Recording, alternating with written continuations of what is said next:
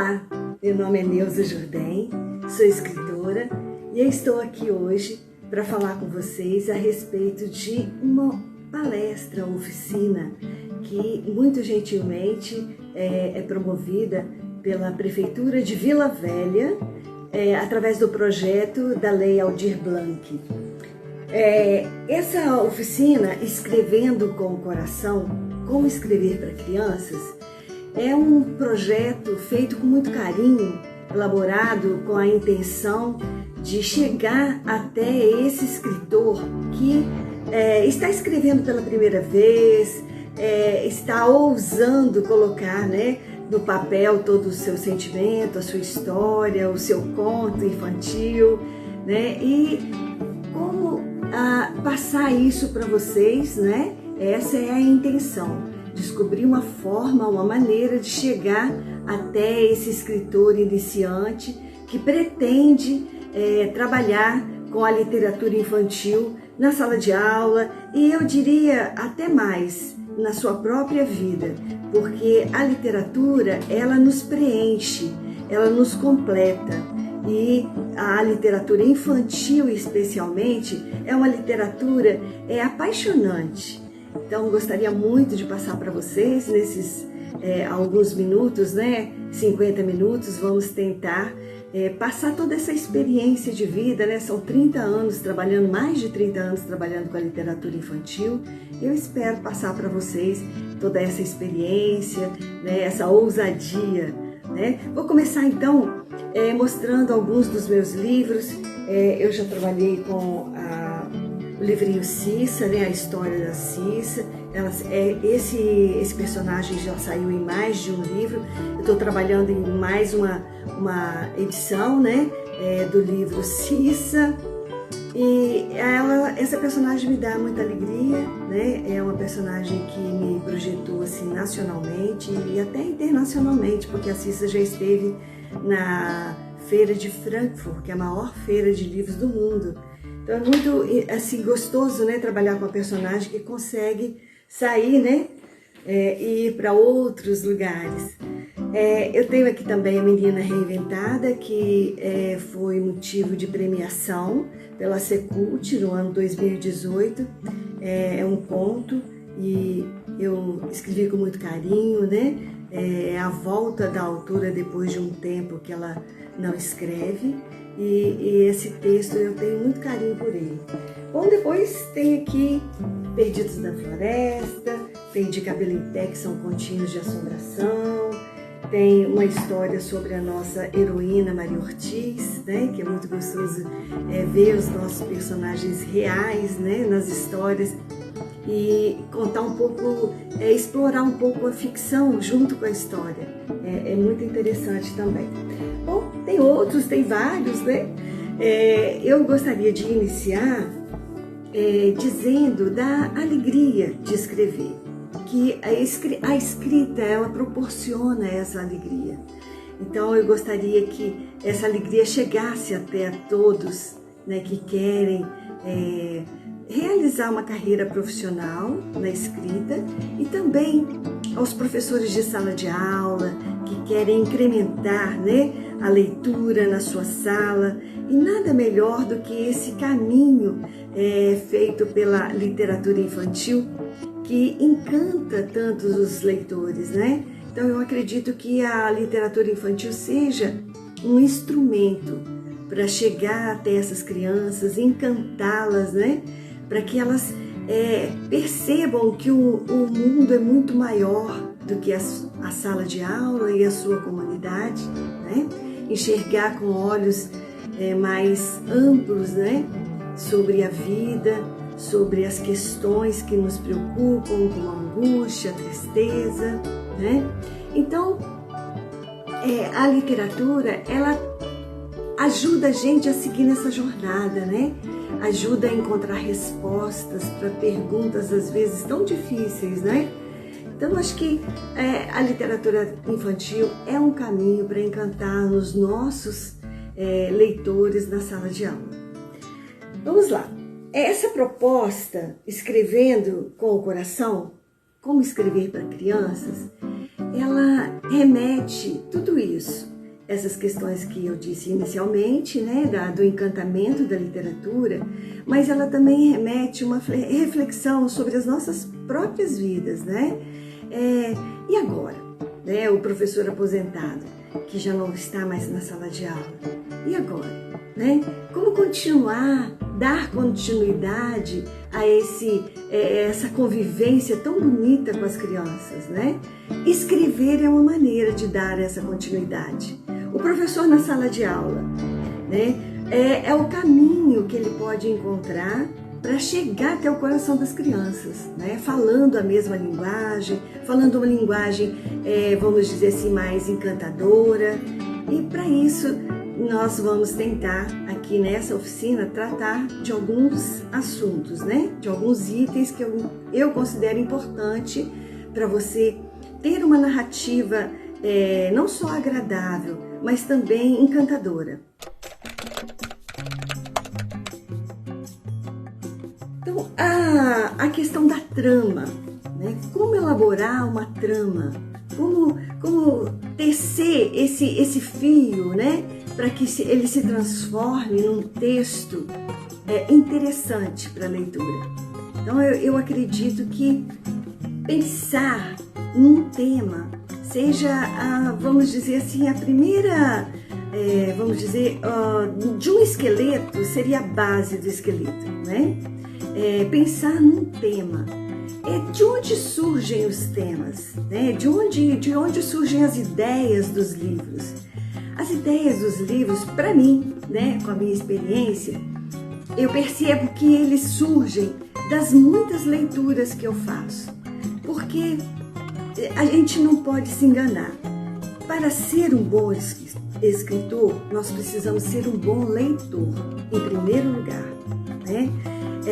Então, para a gente tecer uma trama, para a gente descobrir onde está o fiozinho e puxar, né? Para começar a tecer, como se fosse um tricô ou um crochê, né? A gente precisa do primeiro fiozinho da ponta para poder iniciar esse tecido, né?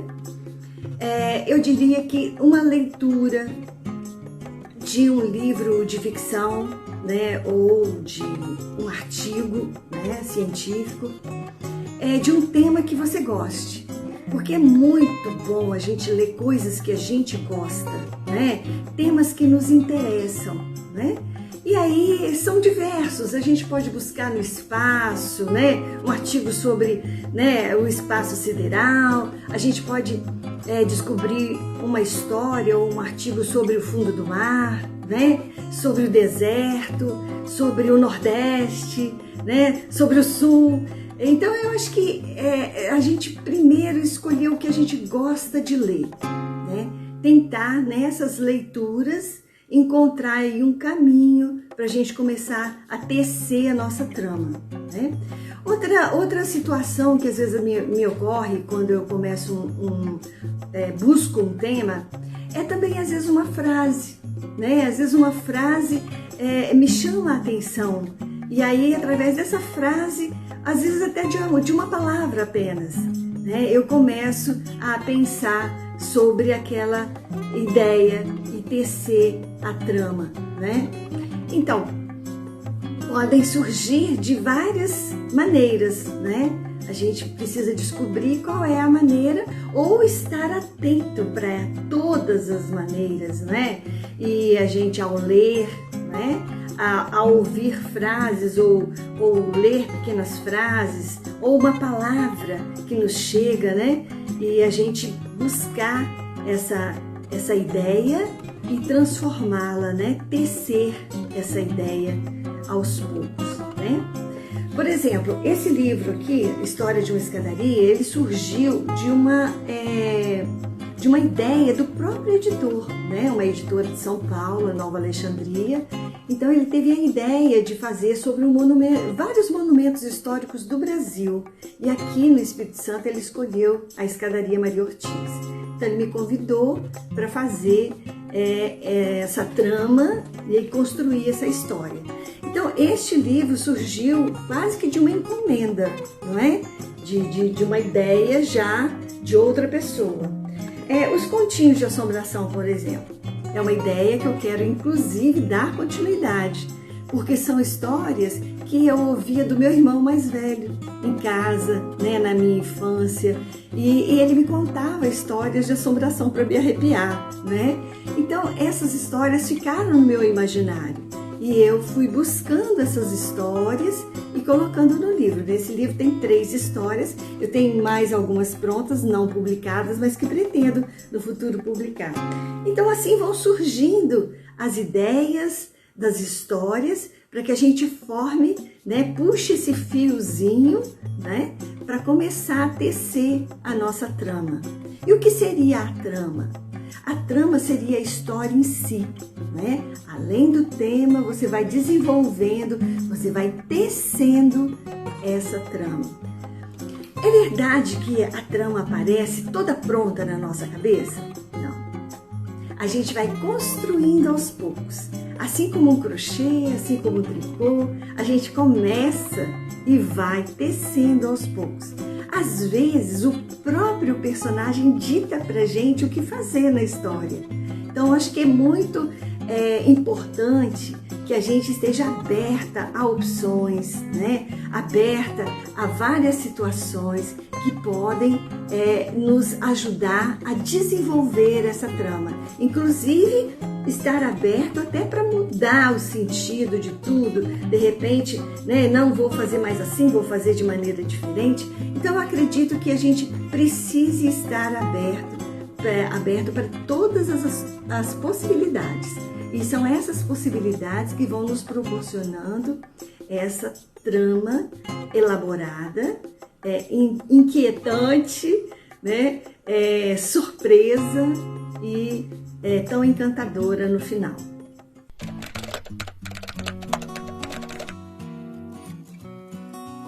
Vamos falar sobre o diálogo. O diálogo ele não pode ser dissociado da trama, não é mesmo? A trama exige, às vezes, que a gente faça o personagem, a fala do personagem saltar, né, da narração. Então, é de fundamental importância o diálogo. Quantas vezes a gente encontra um texto com os diálogos iniciados assim, né? Ela disse, ele disse. A gente percebe que o diálogo ele fica muito informativo, ele fica muito simplificado, sem vamos dizer assim, sem um certo grau de sentimento, de emoção naquela fala. E o diálogo, para ele ser realmente interessante na trama, no texto, realmente ele precisa ter essa característica de libertar o escritor para ele poder dizer através do personagem, do diálogo, vamos dizer assim, coisas mais soltas, porque no diálogo não há necessidade de você colocar a narrativa em prosa, naquela prosa normativa, né? Onde você precisa pontuar, colocar vírgulas, né? E usar toda aquela situação de ortografia que a gente precisa às vezes colocar, às vezes não, com certeza, né? Na trama. Mas no diálogo, o diálogo é livre, porque ele é a fala do seu personagem. Então, isso também liberta o escritor, para que ele possa se expressar melhor, né? É interessante, às vezes, quando o diálogo contém, por exemplo, a questão, né? Vamos dizer assim, a expressão. E por falar nisso, quer dizer, ele fala o que ele tem que dizer, depois ele complementa. E por falar nisso, às vezes, contém toda a estrutura daquilo que o narrador queria dizer. Então é importante essa forma, né, de buscar no diálogo a expressão maior, né? Vamos dizer assim, que seria a vida do texto, né? É onde o autor, o narrador, o personagem, ele se solta, nessa forma de diálogo. Então, por isso que é interessante a gente prestar muita atenção, nós escritores, para construir esse diálogo. Pois se ele é a vida do texto, então a gente precisa dar uma atenção especial. A primeira coisa que a gente precisa fazer é ouvir, né? Ouvir como as pessoas falam, ouvir como as pessoas se comunicam, ouvir e tentar captar aquelas variações que existem entre as falas das pessoas, porque uma fala ela é singular, assim como, né, o personagem é singular. Ela tem característica própria. Então, quando a gente passa a ouvir, passa a se sintonizar mais com as diversas formas de comunicação, a gente pode conseguir buscar um trejeito para o nosso personagem, que ele pode expor isso no diálogo, né? Uma forma de comunicação, um jeito de falar, né? Que a gente sabe que existe no nosso Brasil, por exemplo, né? Riquíssimo, né? Em formas, maneiras de falar por região, né? Existem palavras próprias, né? Expressões próprias, as nossas aqui capixabas, né? Como pocar, como massa, né? Existem muitas palavras, né? No nosso vocabulário que diferenciam de outros, como as palavras em tupi, né? A nossa lagartixa, né? Então, assim a gente vai descobrindo, prestando atenção nesse falar, né? No nosso dia a dia e também na nossa história. Esse falar diferenciado, trazer isso para o nosso diálogo, pode enriquecê-lo enormemente. Então, a gente precisa prestar atenção, estar com o ouvido aberto, né? Para o diálogo. Tomar para nós essa consciência da singularidade de cada diálogo, para que ele possa traduzir essa singularidade do próprio personagem, né? O diálogo, ele também dá ritmo à trama, né? Eu pessoalmente gosto muito de diálogos, porque o diálogo ele quebra aquele bloco de narração que às vezes, por mais que seja interessante, pode deixar o leitor, especialmente o infantil, um pouco, né, vamos dizer assim, um pouco assustado com aquele bloco de texto, né? Nossa, agora não tem nada quebrando, eu vou ter que ler essa página inteira e não tem nada aí que me solte um pouco, né? Que me divirta um pouco, que mude um pouco a coisa de lugar, né? Para que eu possa me mexer um pouco. Então eu vejo que o leitor infantil, ele tem essa necessidade do diálogo, porque ele quebra esse ritmo do bloco do texto, né? Dos parágrafos maiores. Então, quando você introduz o diálogo, você faz essa quebra, né? Você faz com que o leitor tenha um descanso e tenha um refresco e tenha um saborzinho, uma cereja a mais nesse bolo aí, né? O diálogo, ele impulsiona a trama também. Quando a gente quer, às vezes está um pouco, né, naquela situação de explicar muito, de mostrar muito, de dar o conhecimento para o leitor, o diálogo ele pode impulsionar, né? Às vezes uma fala de um personagem muda a história para outro ritmo, né? Então eu acredito que o diálogo também possa imprimir esse ritmo gostoso, cadenciado, de música que a gente pode seguir no texto. E por último, eu acredito que o diálogo possa prender o leitor. Um bom diálogo, um diálogo interessante, um diálogo cativante, ele prende o leitor, né? Para ele seguir para a próxima página, para próximo bloco de informações e situações do personagem, né? Então, o diálogo, ele dá essa vivacidade no texto, ele aviva, ele cria uma situação em que você pode direcionar para outra situação ou até continuar nessa, mas dando aquela quebrada para que possa tornar tudo mais ameno, mais suave, mais ritmado, né? Para que ele possa continuar a leitura. Eu acredito muito nisso, nessa situação de diálogos. Eu tenho um texto que eu gosto muito do escritor Veríssimo, né?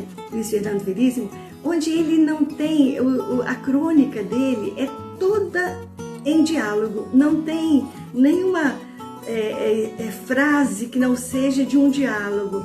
São duas pessoas conversando e o texto todo não tem nenhuma parte onde tem uma informação, onde entra o narrador, nada. É só diálogo.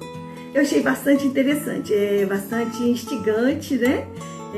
Para a gente também testar essa possibilidade só do diálogo. E acredito que uma narrativa para a infância deva ter o diálogo. Se a gente explica algumas coisas, conta algumas coisas sobre o personagem, né? Vai introduzindo o personagem, mas não nos esquecermos jamais do diálogo.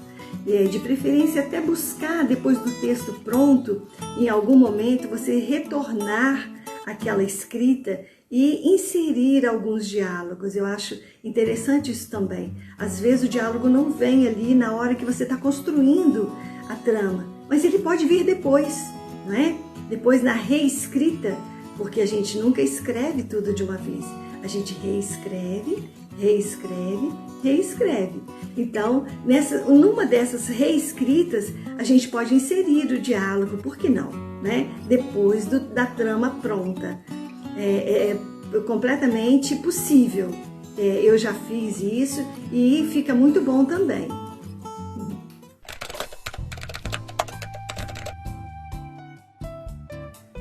Sobre disciplina. É muito interessante a gente falar sobre a disciplina de trabalho, né?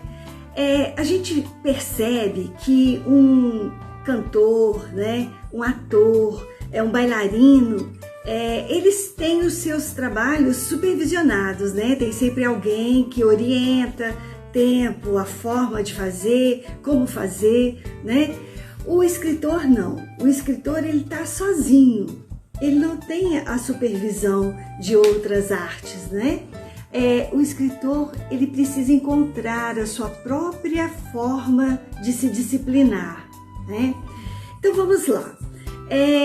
No meu entender, na minha experiência pessoal, eu consigo entender que se a gente retira um tempo para a escrita todos os dias, é mais interessante do que tirar um dia inteiro uma vez por semana. Por que essa diferença? Quando a gente trabalha 1 hora, 2 horas por dia, o meu caso, por exemplo, em geral são 2 horas por dia para escrita, o que acontece nesse momento? Nesse momento a gente se foca, se inteira da história, dos personagens, da trama, e aí você vai desenvolvendo aos poucos, né? Que seja 1 hora, que seja 2 horas por dia, você escolhe o horário pela manhã ou à noite, né? Qual o horário que você é mais produtiva? Qual o horário que você é mais produtivo, que você tem mais energia, né? No meu caso, eu tenho mais energia pela manhã. Eu gosto muito da manhã e pela manhã eu acordo muito cedo e pela manhã eu consigo ter mais energia do que o restante do dia. Então, eu aproveito esse horário da manhã, onde tem mais silêncio, mais calma e eu também estou mais energizada para começar uma trama nova ou para dar seguimento à minha história, né? Então, nesse intervalo de tempo, é importante a gente observar, não ter um telefone ligado. Se a gente estiver em casa com mais pessoas, avisar que você vai trabalhar naquele momento e que precisa não ser interrompido. Porque esse tempo que a gente tem para a escrita, ele precisa ter um foco na escrita. E tem muitas coisas que nos distraem, não é mesmo? A gente mesma, eu mesma, com toda a minha experiência e todo o meu tempo, né, que já vem há muitos anos escrevendo, há mais de 30 anos, ainda me sinto tentada a, no meio da minha escrita ali, não deu uma hora ainda que eu estou fazendo sequência direto, às vezes me sinto tentada a ir na cozinha, a preparar uma xícara de café, né, tomar um café, uns biscoitos. Então eu sempre me sinto tentada a isso. Então é importante que a gente tenha uma disciplina, que a gente se propõe a fazer e fazer de forma sequencial, né, para que a gente consiga desenvolver o nosso trabalho. Por que é mais importante, a meu ver, todos os dias do que uma vez por semana durante o dia todo? Porque quando você faz um pouquinho a cada dia, né, ou pelo menos o previsto por você mesmo a cada dia, você está viva dentro da trama, você está vivo, né? O escritor está vivo dentro da trama, ele está vivenciando aquela trama. Se ele deixa para trabalhar só nos finais de semana, há um longo espaço entre um dia e o outro dia a ser trabalhado naquela semana. Então, nesse espaço de tempo, o escritor pode esfriar, né? Então, por isso é tão interessante que você dê sequência. Todos os dias você trabalhe um pouco. Isso faz com que a trama continue viva, que você continue aceso para aquela trama e que você carregue aquela trama para onde você for, não é mesmo? Então, se o seu horário de trabalho é 1 hora, 2 horas por dia, mas você tem outros afazeres, você tem seu trabalho normal, você é professor, você, né, tem outras tarefas, né? Então, você pode levar essa história com você para o seu trabalho, não é? E às vezes, fazendo uma outra tarefa, vem à sua mente uma ideia para você incrementar a sua trama. Então, se você trabalha todos os dias com essa disciplina, então isso é mais provável que aconteça do que você deixar a semana toda sem escrever, passar a escrever naquele outro final de semana e às vezes perder, né, esfriar com a trama. Então há esse perigo, né? É incrível como que a gente encontra inspiração no dia a dia. E se a gente permanece com essa disciplina de todos os dias escrever um pouco, a inspiração vem, ela vem devagar, porque a inspiração ela não acontece como uma chuva, né, em cima de algumas pessoas e em cima de outras não. Não é assim. A inspiração ela vem por conta muitas vezes da disciplina, de você se colocar naquela situação, de realmente fazer um compromisso com você mesmo. Então, pode acontecer, às vezes, de você sentar na frente, né, do seu computador ou na sua mesa de trabalho com o seu caderninho, seu lápis, sua caneta, né, escrever manualmente. Às vezes pode acontecer de você ficar ali durante 1 hora e não produzir muita coisa, produzir o mínimo ou nada, né? Mas o importante é que você mantenha a disciplina, para que essa disciplina se torne rotina para você e você consiga aos poucos ir tirando essa questão que chamam às vezes do bloqueio de escritor. Eu não acredito que exista bloqueio de escritor, eu acredito que exista uma pilha, vamos dizer, mais fraca, né? Onde vai falhando e o escritor não vai encontrando aquela energia para continuar o seu trabalho. Mas essa disciplina ajuda muito a produzir essa energia, né? A produzir esse combustível para você continuar compondo o seu trabalho, né? Então, acredito que tem muitos escritores que eu já já contactei, eles me dizem assim às vezes: Deus, eu consigo trabalhar em qualquer lugar. Qualquer lugar, se eu for para a cozinha, se eu for para a sala, se eu estiver no meu trabalho, eu consigo produzir. Se eu estiver viajando, eu consigo produzir, né? Mas esse escritor, eu acredito, ele já tenha uma autodisciplina, né? Muito, vamos dizer assim, já poderosa, né? Que ele consegue se desligar de todas as situações para escrever o seu texto, a sua trama. Mas nós, né, vamos dizer assim, escritores mortais, né, ainda temos essas distrações. Então, por isso que é tão importante que a gente não necessariamente se isole, não é? Porque a gente pode escrever em qualquer lugar. Eu mesma escrevo na minha sala. Então, não tenho meu escritóriozinho, mas eu não frequento o escritório para escrever, né? Mais para outras situações. Agora, para escrever, eu utilizo a sala. Então, é um lugar onde todo mundo passa, é um lugar, às vezes, onde ligam a TV. Então, eu já consigo, né? Mas quando eu estou trabalhando, eu já percebi, já pedi e já percebi que há né, vamos dizer assim, um combinado, né? De que naquela uma horinha, né, o silêncio, se puder ser feito, vai me ajudar. A televisão não ligada vai me ajudar. O telefone desligado vai me ajudar. Então, é uma forma de colaboração também com os que me rodeiam, não é isso?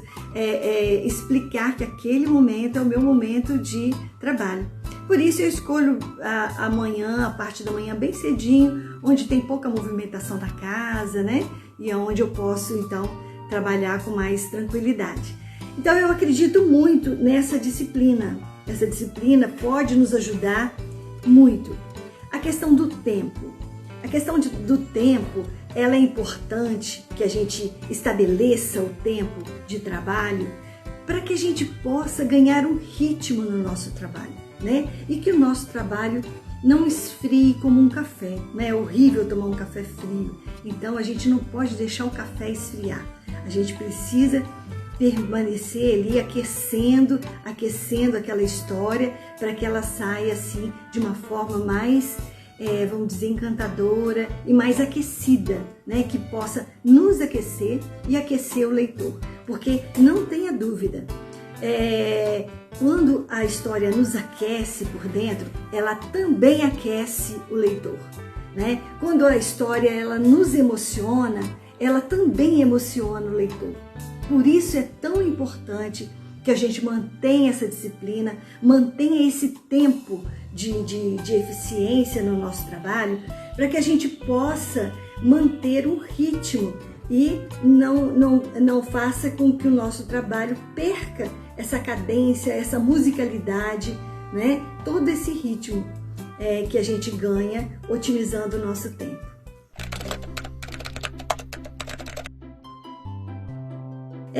O humor, para o adulto, né? Ele é uma forma de aliviar a tensão, não é mesmo? Quando você ouve uma piada, ou ouve uma história engraçada, ou assiste a um filme interessante, engraçado, divertido, você fica mais relaxado, né? Isso é uma coisa que a gente já percebeu, né? A gente dorme melhor, fica mais relaxado mesmo quando tem essa experiência, né? Com uma leitura mais agradável e mais bem-humorada, né? Então, eu acho que isso também se aplica às nossas crianças, né? A escrita para crianças. As crianças também sentem essa leveza, esse relaxamento, né, das tensões, através de uma brincadeira, através das palavras, né,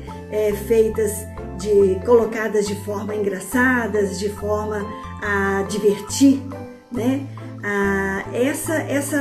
Por isso as crianças se encantam tanto com o texto lúdico, né? Porque há uma brincadeira implícita, há uma forma engraçada e bem-humorada de tratar as questões.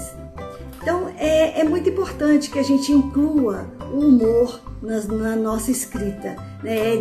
Eu diria de essencial importância, né?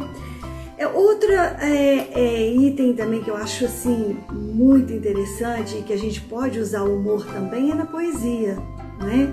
O poema, ele não precisa ser um livro, né? Um texto, não precisa ter um poema, apenas o poema em si, mas a gente pode agregar a esse poema, vamos dizer, uma história, né? Especialmente para crianças, a gente percebe muito essa conjugação de poema e história, né? A narrativa, a prosa e a poesia juntas para contar uma história. É bem bacana quando você pode contar uma história de uma baleia que resolve viajar, né?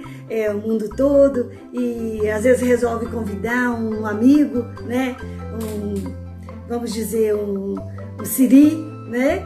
Para viajar com ele na sua cauda, e a baleia vai viajando o mundo todo. E essa história pode ser escrita também em poemas, em versos, né? Então a gente tem uma narrativa, uma prosa, mas a gente pode colocá-la dentro de um poema, né? Arrumar, né? Colocar uma vestimenta da poesia. A poesia para crianças, ela chega até o leitor infantil com uma força muito grande, e isso os professores podem atestar, né? Como as crianças gostam de poesia, como as crianças gostam de poemas.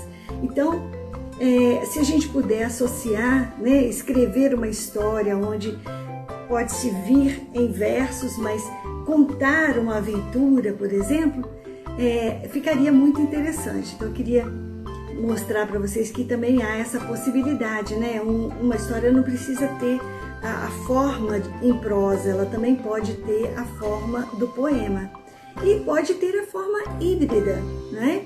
Uma prosa que tenha muito de poesia, que nem seja escrita em rima, mas que tenha essa musicalidade da poesia, esse lirismo da poesia.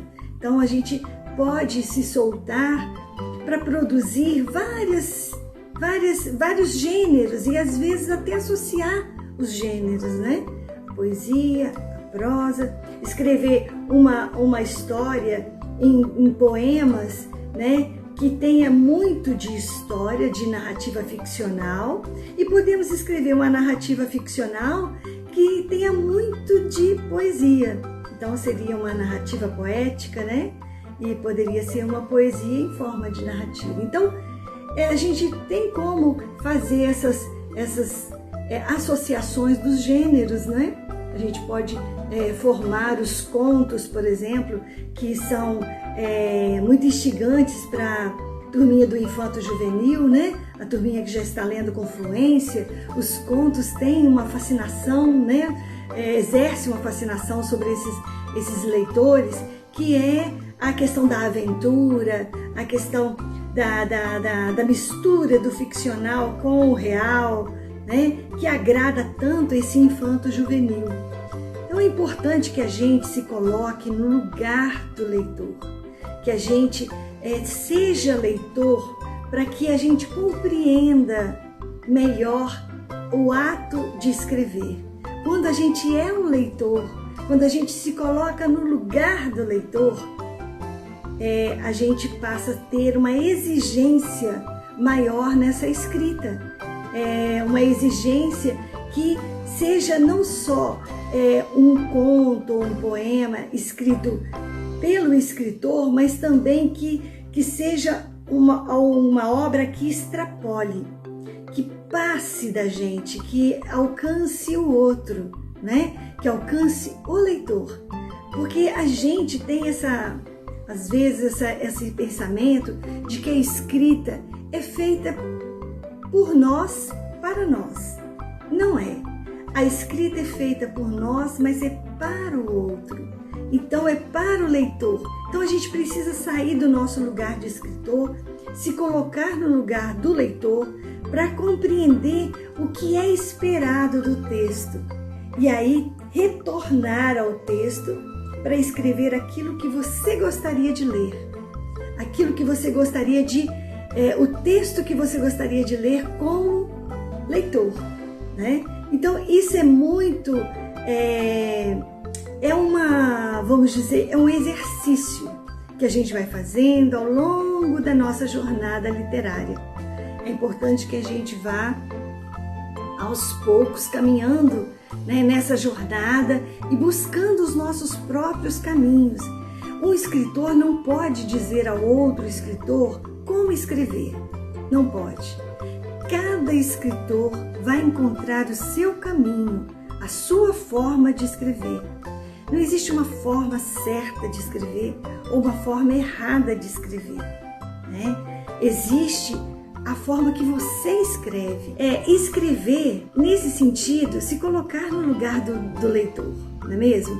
Você precisa se colocar na posição do leitor para que você sinta melhor o texto, que você compreenda melhor o texto e você busque escrever aquilo que você gostaria de ler. Essa talvez seja a parte mais interessante de ser um escritor, né? Se colocar no lugar do outro para ler. Bom, está dado o meu recado, né? Espero que nos encontremos, né?